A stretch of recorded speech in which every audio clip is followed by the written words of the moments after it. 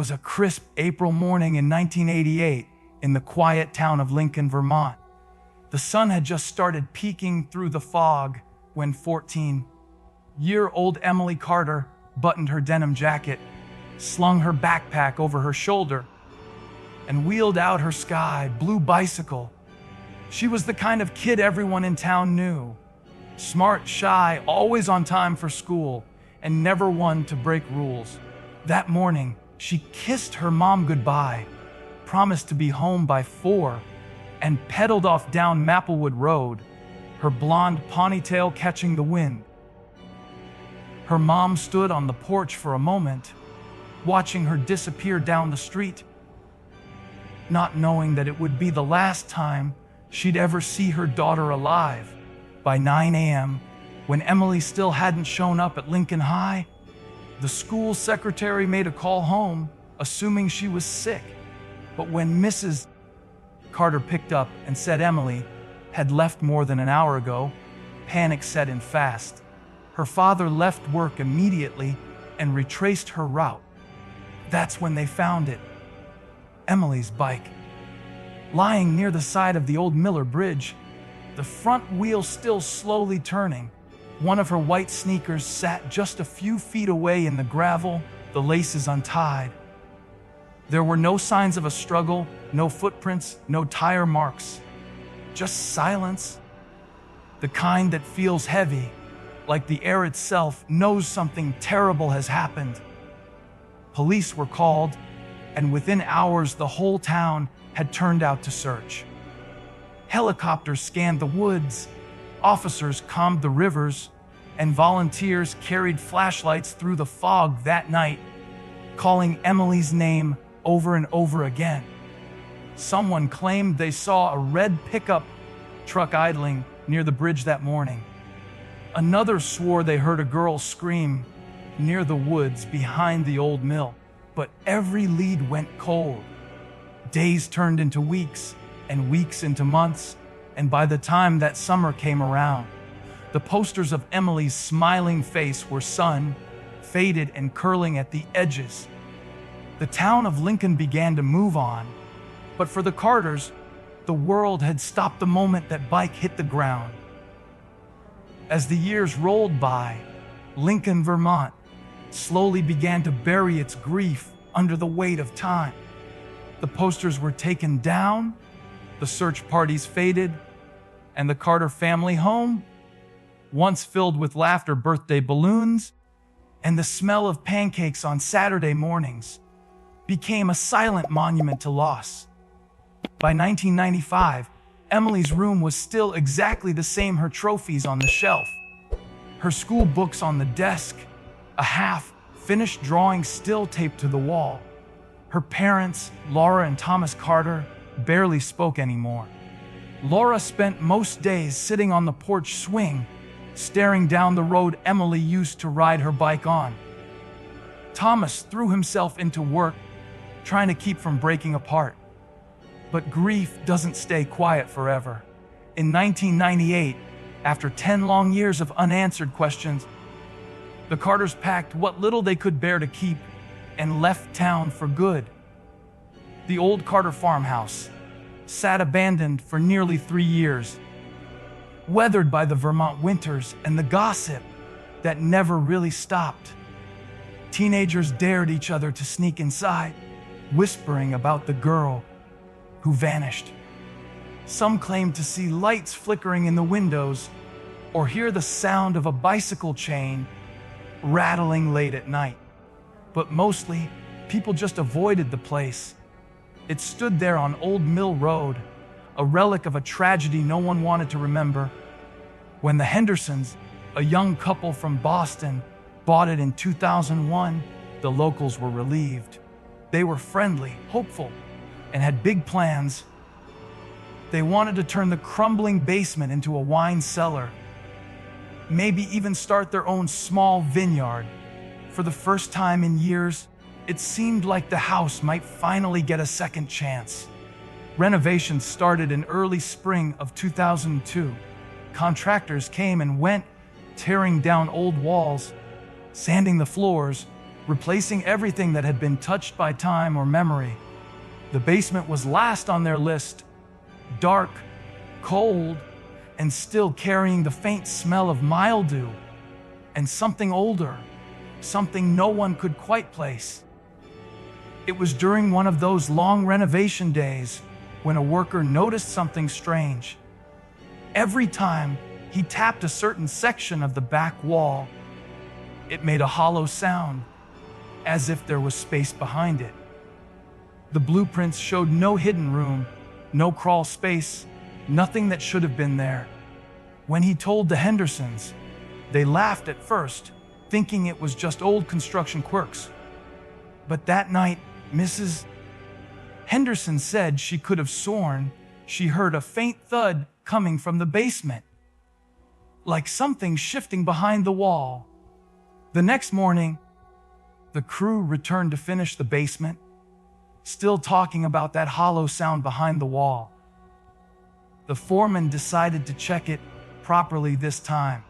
He grabbed a hammer and tapped across the bricks until, once again, that empty echo rang out, dull, deep, and wrong. The Hendersons came down to watch, half curious, half uneasy. They stood at the foot of the stairs, shivering slightly in the chill. The walls were old, rough red brick with dark stains that time had baked into them. Finally, the foreman swung the hammer and knocked through the spot. A chunk of brick fell loose, releasing a puff of cold, dusty air that smelled of rotten metal. Behind the hole, the beam of his flashlight revealed darkness, not solid earth or stone, but a narrow passageway that seemed to stretch beyond what the light could reach. By late afternoon, they'd widened the hole enough to crawl through. The moment the air shifted, everyone felt it. That heavy, suffocating stillness, like stepping into a place that hasn't been touched by life for decades. Inside, the room was small, maybe 10 by 12 feet, with rough concrete floors and low ceilings supported by wooden beams blackened from moisture. An old light bulb dangled from a frayed cord overhead, flickering faintly when they flipped the switch at the doorway. It still worked, somehow. Scattered around were dusty wine bottles, some cracked and empty, others sealed but covered in a thick layer of grime. There was a single wooden chair in the center, one leg broken, lying on its side, and leaning against the far wall, half buried under old rags and debris, was what looked like the rim of a bicycle wheel. No one said a word. The workers just stared, unsure whether they'd stumbled upon some forgotten storage space or something else entirely. The air was heavy with an acidic, sour smell, not just mildew, but something worse, something that clung to the throat. One of the men took a step forward and kicked at the pile of rags near the wheel. That's when he froze. Beneath the fabric was something pale. Not the color of fabric, but bone. He stumbled back, whispering that it was just a mannequin, but deep down, everyone already knew. Mrs. Henderson screamed for someone to call the police. Within minutes, the basement was sealed off, sirens blaring in the distance. When investigators arrived and shone their flashlights inside that hidden room, their faces changed instantly. What they found under those old cloths wasn't a mannequin. It was the remains of a young girl, curled up near the wall, her small frame still wearing a faded Lincoln High jacket, one the police hadn't seen since 1988. By the next morning, Lincoln, Vermont was swarming with reporters, police cars, and flashing lights that painted the quiet neighborhood in red and blue. Forensic teams in white suits moved in and out of the Hendersons' basement like ghosts, carrying bags of evidence and snapping photos of every inch of that hidden cellar. The coroner confirmed what everyone had feared. The remains belonged to a female teenager, estimated to have died sometime between 1988 and 1990. But it wasn't until the DNA results came back that the truth finally began to surface. The skeleton found behind the wine cellar wall was Emily Carter, 14 years after she vanished on her way to school. She had been resting less than 50 feet from her old bedroom, right beneath the home her parents had once tried so hard to fill with laughter. The discovery sent shockwaves through Lincoln, reopening wounds that had never really healed. Detectives combed through old case files, eyewitness reports, and forensic notes that hadn't been touched since the late 80s. What they found painted a deeply unsettling picture.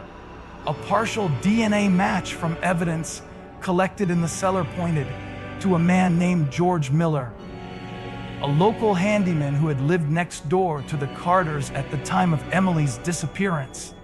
He'd been a friendly face around town, quiet, polite, always ready to help fix a broken fence or shovel a neighbor's driveway.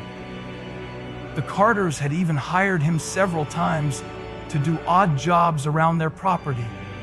But when investigators looked deeper, they found something disturbing. George had a criminal record in another state, a history of trespassing and unlawful restraint that had somehow slipped through the cracks. He died in 1997, long before Emily's body was found, taking his secrets to the grave. When police searched through the Old Town records, they made another chilling discovery. George Miller was the contractor who had built the Carter family's wine cellar in 1986, the same one where Emily's remains were found. He had access, the tools, and the opportunity. Old invoices showed he had worked in that basement alone for nearly 2 weeks, often staying late into the evening. Neighbors remembered seeing his red pickup truck parked outside the Carter home during that time. The same kind of truck witnesses reported near the bridge the morning Emily vanished. Every piece of evidence pointed back to him. But there was something that didn't make sense.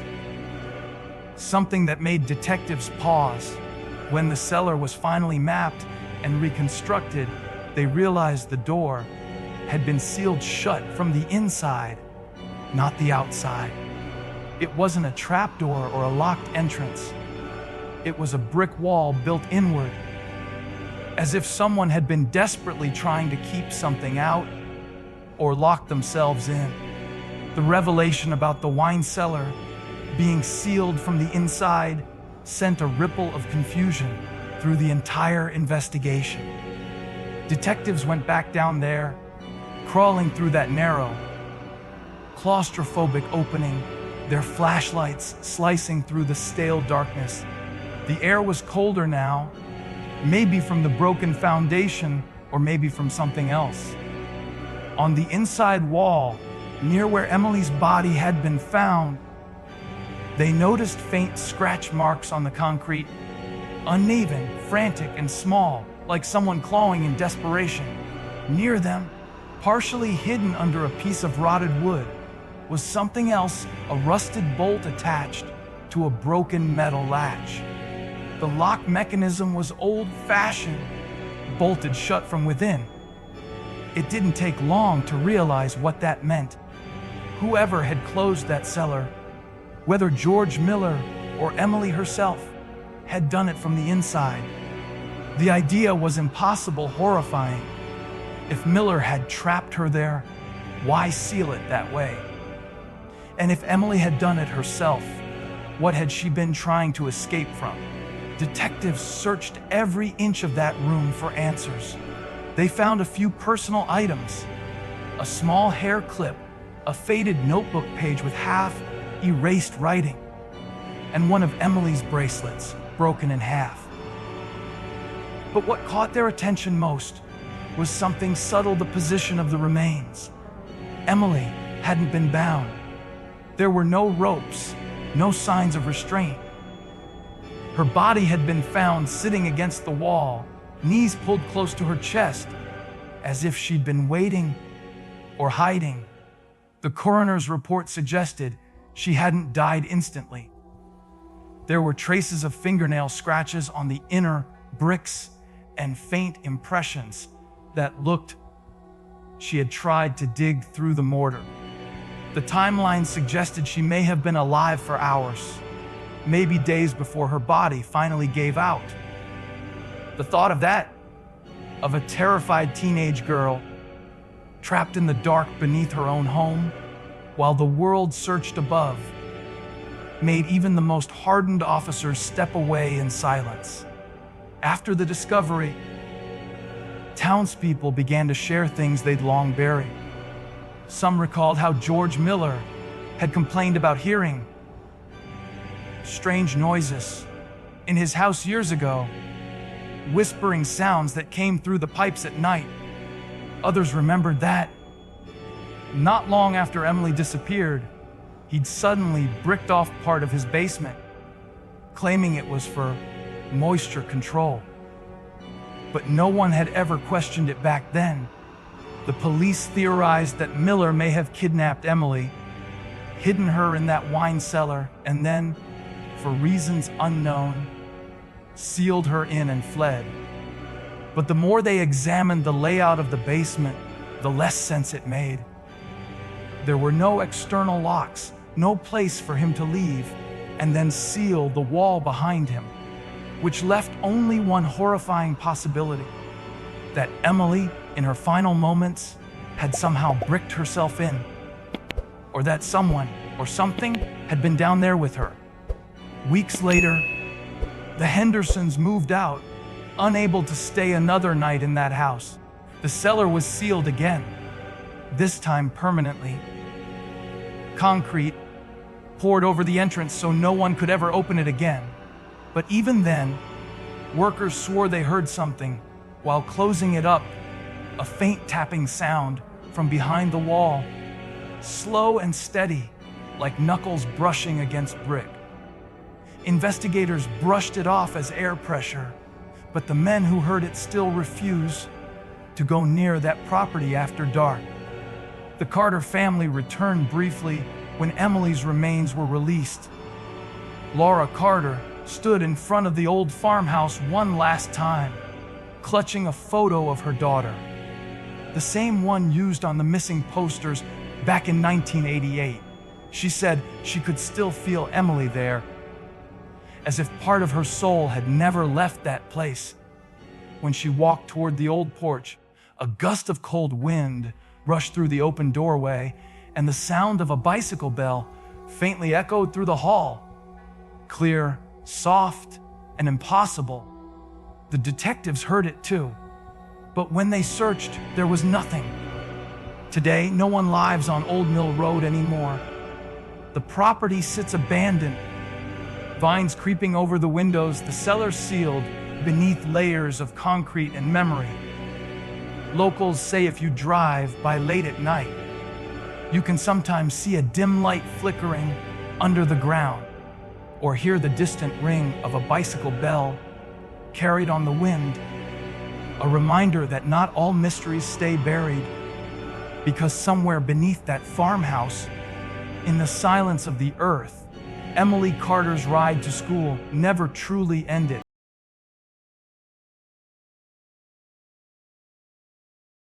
If you liked this video, don't forget to hit that like button, share it with your friends, and drop your thoughts in the comments below. Most importantly, subscribe and hit the bell icon so the next secret finds you first.